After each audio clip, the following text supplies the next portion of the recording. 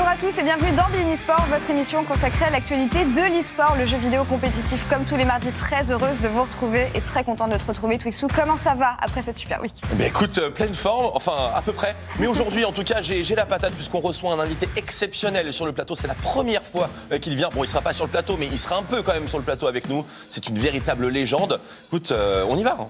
C'est un honneur de recevoir Nathan Schmidt alias NBK, le joueur français de CSGO, qui sera en duplex avec nous dans quelques instants. On reviendra avec lui sur l'actualité de la scène CS et son actualité perso aussi.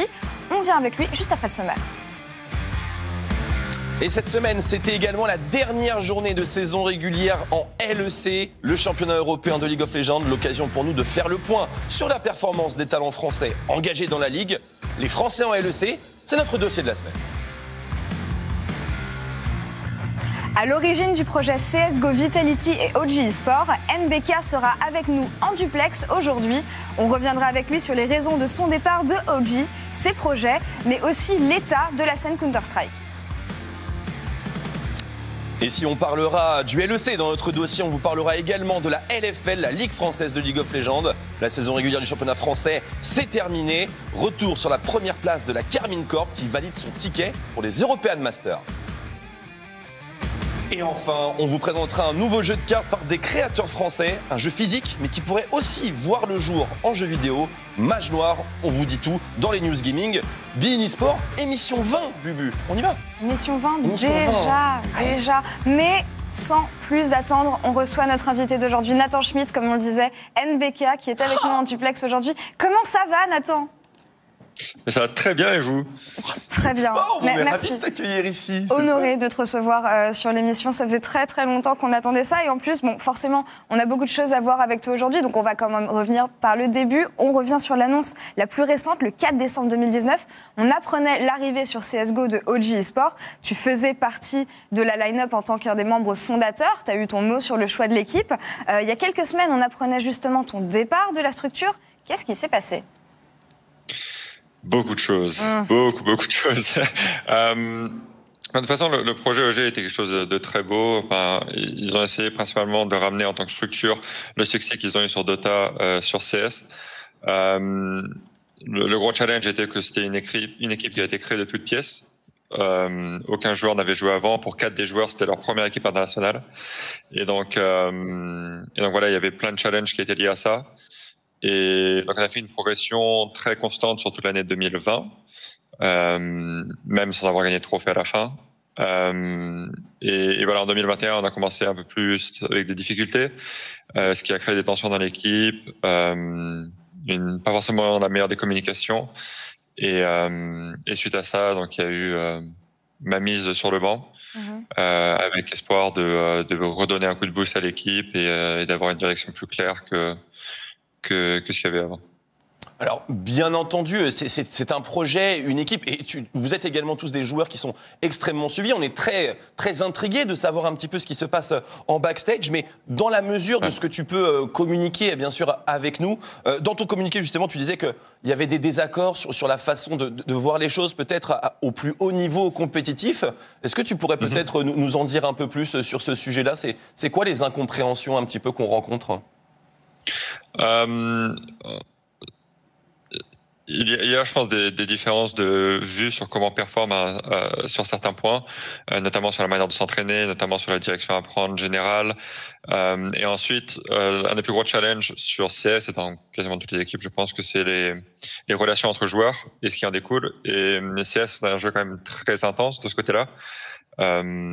Et je pense en fait qu'il y a eu un manque de communication à certains points. Ou une mauvaise communication tout simplement, qui a créé des tensions, et après ces tensions en fait ont un peu fissuré toutes les fondations qu'on avait dans l'équipe. Et donc les directions se sont un peu éparpillées si on veut, où voilà, il y a eu des désaccords principalement entre Alexis, le coach, et moi, sur voilà comment s'entraîner, quelle direction prendre de manière générale, comment faire certaines choses assez spécifiques, et vu qu'en fait il y avait une direction qui s'éparpillait un peu, leur décision a été de me mettre de côté et de continuer de leur manière à évoluer en groupe. C'est toujours compliqué de savoir comment intense, identifier les soucis. Ouais, c'est tellement intense. Puis tu le disais, des problèmes de communication généralement qui enchaînent des différends entre les différents membres des équipes. Tu nous citais ces problèmes de communication. S'il y avait d'autres choses que tu avais pu changer avec le rôle que tu as, qu'est-ce que ça serait ? Honnêtement, j'ai toujours vraiment à cœur le succès de chaque équipe à laquelle je rejoins, dans un sens où vraiment, je ne pense pas du tout à moi quand je rejoins une équipe ou quand je donne du feedback ou quand je parle à des gens. Et tout ce que je vais dire part d'un bon fond et pour rendre l'équipe meilleure. Donc au final, tout ce que j'ai fait, je pense l'avoir fait avec des bonnes intentions. Et la seule chose que je pourrais changer, ce serait peut-être la manière dont je le ferais. Plus dans le sens du cadre et de la manière dont je l'exprime ou de la manière dont je vais parler avec les gens, plutôt que sur le fond de ce que je voulais apporter dans l'équipe. Et voilà, c'est quelque chose sur lequel je travaille à l'heure actuelle avec une psychologue du sport, par exemple, pour être la meilleure version possible dans les futures équipes, pour pas reproduire ce genre d'erreur ou pas qu'il y ait ce manque de communication qui amène au final à une fin qui n'était pour moi pas une chose nécessaire. J'imagine, il doit y avoir de la frustration. Je trouve ça super bien, en tout cas sur le plan sportif, que tu t'intéresses à ce genre de thématique, en tout cas. Bien entendu, et ça va continuer justement à optimiser cette performance. Et on peut faire un petit peu le parallèle avec les résultats de cette équipe OG, puisque voilà, même si c'est un peu arbitraire, le classement HLTV a placé l'équipe extrêmement haut. On était dans le top 6 mondial. Alors moi, simplement, la question que je veux te poser, Nathan, c'est quel bilan tu fais un petit peu de cette aventure ? Quels sont les éléments clés que tu retiens, au-delà bien sûr de très très bonnes pistes de développement personnel? J'allais dire, pour moi, j'ai énormément appris de ce côté-là, vu que OG a une philosophie très à part comparée aux autres structures, dans le sens où ce qui compte énormément, c'est l'individualité et que chaque personne soit contente et après lier tout ça ensemble. Donc j'ai beaucoup appris dans ce sens-là, et puis de jouer avec des autres joueurs. La première équipe internationale, c'est une expérience qui est nécessaire pour aller plus loin. Mais voilà, au final, les résultats étaient pas exceptionnels, même si on est monté assez haut. Malheureusement, on n'a pas gagné de trophée, qui aurait été quand même une belle consécration, si on veut, pour le groupe. Donc, pour moi, c'est la chose principale. Cette première vraiment expérience à l'Inter qui est différent que ce que l'on pourrait imaginer en théorie. D'accord. Avec les différents backgrounds et comment faire fonctionner les pièces toutes ensemble. Mais voilà, c'est pas non plus une année qui a été très marquante pour moi sur le plan CSGO. D'accord. C'était une année d'apprentissage, si on veut, de ce côté-là. Justement, tu mentionnes le fait que c'était la première fois que tu étais dans une équipe internationale. Tu avais plus l'habitude des rosters français, comme on le sait très bien. Ouais. Qu'est-ce que ça change justement le fait d'être dans une équipe internationale, de jouer avec des personnes qui viennent d'autres endroits, d'autres cultures? Qu'est-ce que ça t'a apporté? Des différents points de vue. Alors voilà, ce que ça m'a apporté personnellement, c'est des différents points de vue. Vu que, comme tu l'as dit, chacun a des passifs différents dans différentes équipes, avec différentes cultures de jeu à CS, différentes cultures d'être en tant que personne. Et c'est quelque chose qui enrichit, je trouve, d'être avec des gens comme ça au quotidien, où on peut apprendre les uns les autres et se développer. Ça rend aussi l'exercice difficile, vu que justement il faut faire fonctionner tous ces passifs ensemble pour que tout le monde voit CS de la même manière, pour que tout le monde appréhende le jeu et la performance de la même manière. Et donc voilà, c'est ce qui a à la fin mené à ma mise sur le banc. Mais mis à part ça, c'est quand même quelque chose qui est très intéressant, parce que ça fait sortir de notre bulle et de notre zone de confort, où on joue pas qu'avec des Français qui ont joué avec les mêmes leaders, qui ont joué avec les mêmes personnes, qui ont la même vue de CS. Et voilà, juste se mélanger avec d'autres cultures, et c'est quelque chose qui est toujours très intéressant au final. C'est difficile de jongler avec, mais effectivement, il n'y a que du positif à la clé si on a les bonnes méthodologies. Au-delà de ça, il y a d'autres challenges actuellement qui sont sur la scène CSGO, notamment toutes ces discussions de roster à 6, d'équipe à 6. Vous y réfléchissiez justement au sein de l'équipe. Quelle est ton opinion personnelle? Puisque, voilà, en tant que patriarche de CSGO, tu as forcément une opinion bien tranchée sur le sujet, j'imagine. Je trouve que c'est intéressant et qu'il y a des équipes qui le font très très bien, notamment Vitality qui a vraiment mené l'exercice parfaitement avec ce sujet. Maintenant, il y a le problème de Valve qui n'avait jamais vraiment montré d'accord pour les rosters à 6 et qui l'a montré encore moins avec les futurs chemins pour le prochain Major. On va en parler, oui. et donc voilà, c'est ce qui pose vraiment un problème parce que je trouve que c'est quelque chose qui est vraiment bien et qui va aussi pouvoir amener à plus de performance parce que si des joueurs peuvent se concentrer sur un map pool plus réduit, ils vont pouvoir être plus performants et apporter de nouvelles choses dans le jeu et un peu enlever aussi ce côté de burn-out, etc. Donc je pense pas que ce soit quelque chose de simple à mettre en place, mais c'est quelque chose qui aurait pu devenir un standard, je pense, et qui aurait mené à de belles choses. Maintenant, comme dit, beaucoup d'équipes ont l'air de se séparer de ce roster à 6 pour retourner à 5 et je trouve ça un peu dommage parce que ça freine un peu une sorte d'évolution qu'il aurait pu avoir sur la scène, comme notamment avec les coachs il y a quelques années, où ils ont été limités dans la communication. Et c'est une évolution qui aurait pu être sympa. Maintenant, voilà, on doit suivre ce que Valve nous offre et ce qui nous... Comme d'hab. Valve, toujours, c'est une relation d'amour et de haine un petit peu entre les joueurs CSGO et Valve. Tu citais Vitality tout à l'heure, c'est vrai que tu as fait partie de l'origine de ce projet aussi en 2018. Ça fait 2 équipes en 2 ans. Est-ce que tu crois que c'est aussi l'écosystème de CS qui veut ça? De changer d'équipe? Ouais, fréquemment. Ouais, je pense que c'est quelque chose de nécessaire sur le jeu. Alors, on n'est pas encore à des niveaux de Call of Duty, donc ça va, ça change tous les 3 mois. Mais sur CS, vu que c'est très dynamique comme jeu et que la méta change chaque année et qu'il y a des nouvelles choses qui arrivent, je pense que c'est quelque chose qui est un besoin en fait pour à chaque fois revitaliser les équipes, pour redonner du nouveau, pour amener quelque chose de frais dans un groupe, ou tout simplement pour de créer une équipe et de grinder. Maintenant, c'est beaucoup plus compliqué avec la création des ligues qui sont un peu plus fermées que ce qui était beaucoup plus ouvert avant. Donc recréer des équipes, c'est compliqué, mais je pense que des équipes qui se redynamisent, c'est nécessaire avec des changements assez réguliers. Et c'est quelque chose qui a toujours été dans la culture de CS et qui le sera toujours, je pense. Est-ce qu'il n'y a pas malgré tout une certaine frustration de ne pas pouvoir finalement mettre les choses que tu voudrais mettre en place avec la contrainte du temps? Puisque voilà, entre G2, Vitality, OG, on imagine que le fait que le projet évolue et qu'ensuite voilà, tu ne puisses pas continuer ton effort ou on va dire ton projet jusqu'au bout, ça doit créer une certaine frustration, on imagine.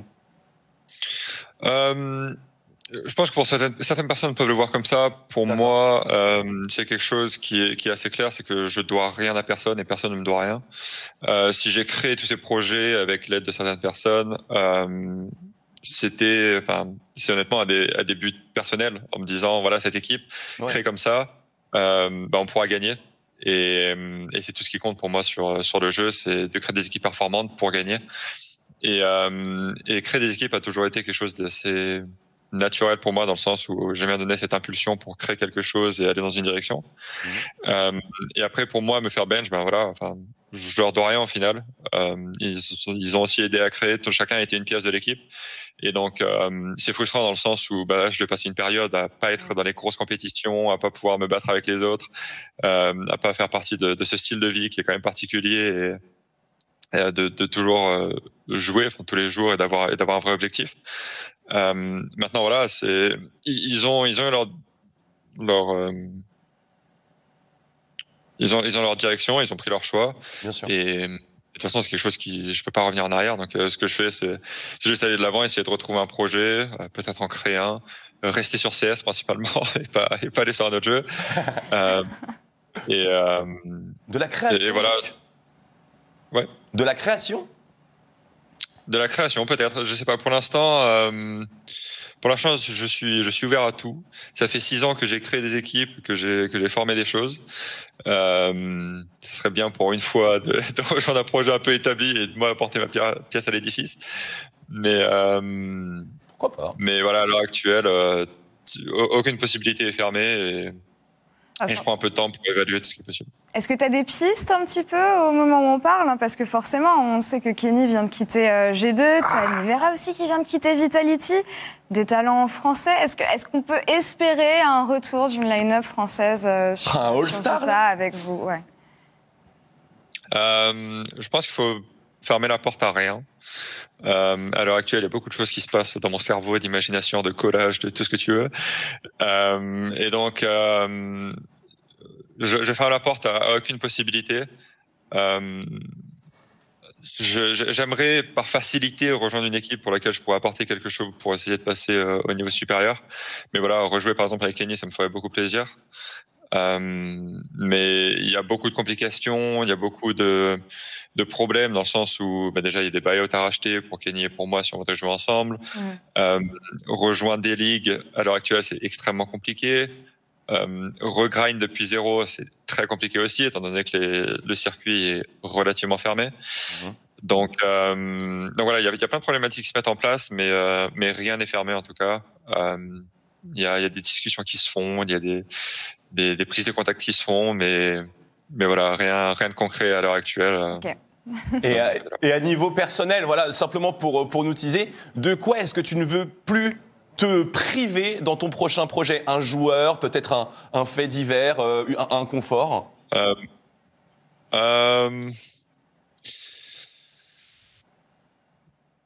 C'est une bonne question. Je pense que ce qui est très important, ça va surtout être les valeurs lors d'une création ou pour rejoindre une équipe qui vont être importantes pour que justement on ait toutes ces fondations qui ne changent pas trop et qu'on ait cette direction qui soit assez claire et pour pouvoir ne pas faire trop de concessions sur comment on voit les choses et pour avoir la direction d'un projet. Je suis assez confiant sur ce que je peux apporter, ce que je peux mettre en place dans une équipe ou ce que je peux modifier, comment je peux m'adapter en fait au groupe pour donner une direction claire. Maintenant voilà, il faut que ce soit apprécié et accepté par tout le monde dans le jeu, dans comment tout se passe. Et voilà, c'est le genre de concession où là je serais à l'heure actuelle moins enclin à accepter, vu que ça mène à la fin à des différences qui peuvent être assez grosses et des problèmes qui font que voilà, je me retrouve sur le banc. Donc c'est ce genre de choses qui pour moi doivent être plus claires D'accord. dès le départ. Mais voilà, après en spécifique, comme dit Kenny, je pense que c'est un des plus gros joueurs qui est disponible à l'heure actuelle et c'est quelqu'un avec qui j'aimerais beaucoup jouer. Mais voilà, moi je suis ouvert à beaucoup de choses et en général, si je crée un projet, je me prive de très peu de choses parce que si on crée quelque chose, c'est pour gagner. Oui. Donc il n'y a pas de concession à faire. On va contempler ça avec des yeux pleins d'étoiles. Ouais, vraiment. Et petite dernière question pour toi par rapport à la scène CSGO, justement. Tu nous disais de ne pas vouloir changer de jeu. Bon, on a vu que Zerator avait annoncé l'arrivée d'une scène française sur Valorant. C'est une chose. En plus. Hein. Et en plus, ouais, c'est vrai en plus. Mais c'est quelque chose qui n'existe pas vraiment sur CS. Tu penses que ça manque à la scène, le développement d'une vraie scène française ? Ça manque pour le développement de talent qui va aller dans les plus grosses équipes, je pense. C'est quelque chose qui était très présent avant avec le nombre de LAN françaises qui était incroyable et c'est comme ça notamment que Ziwo s'était fait remarquer. C'était dans les LAN françaises avec des équipes françaises et que voilà, ils sortaient du lot tout simplement. Et c'était pareil pour tous les joueurs qui ont percé et qui sont à l'heure actuelle au haut niveau. Maintenant tout se fait par internet avec avec la FPL, avec du grind non-stop, parce que tout le monde a la dalle et tout le monde veut le faire, mais ça se passe plus sur une scène internationale. Il y a certains tournois qui sont présents pour justement travailler sur la scène française et essayer de développer les équipes. Mais à l'heure actuelle, je pense qu'un peu tout le monde galère.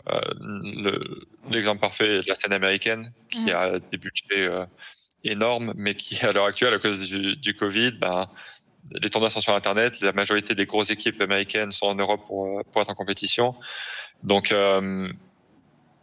pour la scène française, c'est quelque chose qui est compliqué, étant donné qu'on a des budgets plus faibles. Naturellement.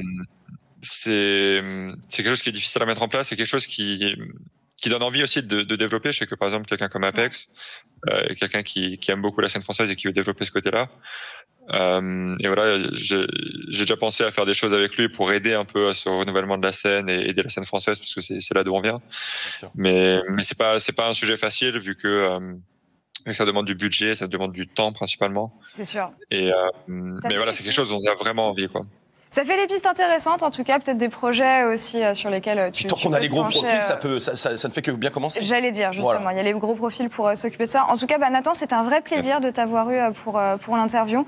On a hâte de voir où est-ce que tu vas rebondir et on attend les prochaines annonces pour toi. Merci beaucoup d'être passé. Merci à vous. Merci Nathan.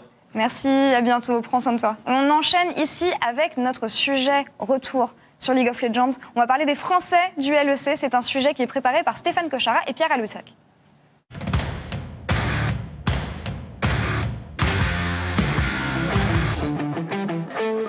What you here for, huh? Does your life matter? Does your life matter? Grâce à la légende Yellowstar qui a fait les belles heures de Fnatic, son coéquipier Soaz qui a disputé 2 finales de championnat du monde, Cabochard, véritable pilier du projet Vitality pendant 5 ans, ou encore Joko et Steelback qui ont foulé la scène des LCS chez les Abeilles puis chez Giants Gaming. En 10 ans, la France a montré qu'elle était une nation majeure sur League of Legends. Mais aujourd'hui, une nouvelle génération de joueurs représente l'Hexagone dans le gratin européen. Le point sur les Français du LEC, c'est notre dossier de la semaine. Du haut de ses 21 ans, il est l'un des tauliers du championnat d'Europe et cette année, Hansama est en train de prendre une nouvelle dimension. Passé par Misfits avec qui il découvre le très haut niveau européen, en 2017, il joue la finale des playoffs LCS la même année devant son public à Bercy. Mais Steven Leaf se révèle aux yeux du monde avec une prestation stratosphérique malgré la défaite en quart de finale des mondiaux contre les champions en titre, les SKT de Faker. Des débuts incroyables qui ont été suivis par une traversée du désert en 2019. Sa super team Misfits avec Febiven, Soaz et Gorilla est un naufrage et Hans se retrouve même en LFL, le championnat de France, pour reprendre confiance. Son transfert chez Rogue en 2020 relance complètement sa carrière. Il termine sur le podium du Summer Split et fait un excellent démarrage en 2021 sur les plans individuels et collectifs. Il est actuellement sur les mêmes standards qu'un certain Reckless et peut même rêver de briser la dynastie G de Fnatic lors des prochains playoffs. Si Hans est un véritable patron du championnat, d'autres Français en incarnent les meilleurs espoirs. À commencer par Skins, le petit poulain de Vitality. Lancé l'an dernier en LEC, il est lui aussi repassé par la LFL après un split désastreux où l'équipe finit en 2-16. Le jeune jungler est réintégré en cours d'année et si l'effectif est toujours en difficulté en 2021, il en est aujourd'hui le leader technique. Après seulement une saison professionnelle en LFL, les 2 petits nouveaux, Jésus et VTO, ont déjà marqué les esprits. Le premier a rejoint SK Gaming après avoir gagné le championnat de France. Le club allemand a choisi de tout miser sur des rookies avec le recrutement de Blue, notamment mid-laner belge que l'on attend comme le potentiel successeur de Caps, le crack de G2 eSport. Jésus a fait très bonne figure pour ses premiers matchs en LEC et même virtuellement qualifié en play-off à 3 matchs de la fin de saison régulière. VTO a de son côté pris la succession de Febiven, vétéran de la mid lane dans une équipe Misfits en pleine reconstruction. Les lapins sont dans le ventre mou du classement, mais celui qui s'est révélé chez LDLCOL l'année dernière n'est pas en peine pour autant. Les 2 pépites ont encore beaucoup à apprendre mais progressent vite et pourraient, comme Hansama, devenir les stars du League of Legends de demain. 2 Français sur 4 donc qui iront en play-off du LEC avec Hansama chez Rogue et Jésus chez SK Gaming. Et on reste sur League of Legends avec la scène française cette fois-ci, puisque les fans de la Karmine Corp seront contents. On les retrouvera en European Master Twix. Absolument, un résultat absolument fantastique. On rappelle, Ligue 2 l'année dernière pour la Kameto Corp devenue Karmine Corp. Également le même constat pour BDS. La Karmine qui termine la saison régulière en pole position après les 8 semaines de compétition. Team BDS également dans le top pour des équipes qui étaient en Ligue 2 et qui sont passées en Ligue 1. C'est un résultat qui est simplement colossal. En tout cas, début des playoffs de la LFL dès mercredi sur OTP LOL. vous les retrouverez. Vous retrouverez Twix, évidemment, au CAF. On termine avec une dernière news. C'est un projet français et on en parle tout de suite dans les News Gaming. Et oui, tout à fait, un nouveau projet, Mage Noir, donc un jeu de cartes un petit peu à la Magic Hearthstone, si on doit vraiment bien grossir le trait. Donc c'est un jeu de plateau qui a été créé par Vincent Vimon et Constantin Dédéian, si je prononce mal, toutes mes excuses bien entendu, qui pourrait aussi voir le jour sur PC. On vous montre la boîte physique, la voici la belle bête sans la brillance. Vous voyez ici Mage Noir, donc un jeu de 1 contre 1, Bubu, donc du duel bien sûr. On sait que les cartes et les duels, on aime beaucoup ça. Et donc il y a de très très belles illustrations de 7 artistes, un gameplay qui est axé sur des spells, vous voyez ici les éléments, etc. Enfin, c'est un beau projet et si vous voulez le soutenir, eh bien, une campagne de collecte de fonds sur Kickstarter ouvre aujourd'hui afin de lancer la production, bien sûr, en version physique. Alors, si vous êtes amateur de jeux de cartes, on vous recommande, voilà, duel, 15-30 minutes, ça passe bien. Tu gardes la boîte? On va tester ça une fois qu'on a fini l'émission. Et c'est d'ailleurs la fin de notre émission cette semaine. En tout cas, merci à vous tous de nous avoir suivis. On vous diffusera la semaine prochaine une interview exclusive de Zerator qui parle justement du lancement de la Ligue française sur Valorant et un petit retour sur son parcours en général. Un beau parcours. Un parcours très complet de ce monsieur. Twixo, merci beaucoup d'avoir été avec moi pendant cette émission, de m'avoir carré une fois de plus. Et merci à vous tous d'avoir gardé. On se retrouve la semaine prochaine.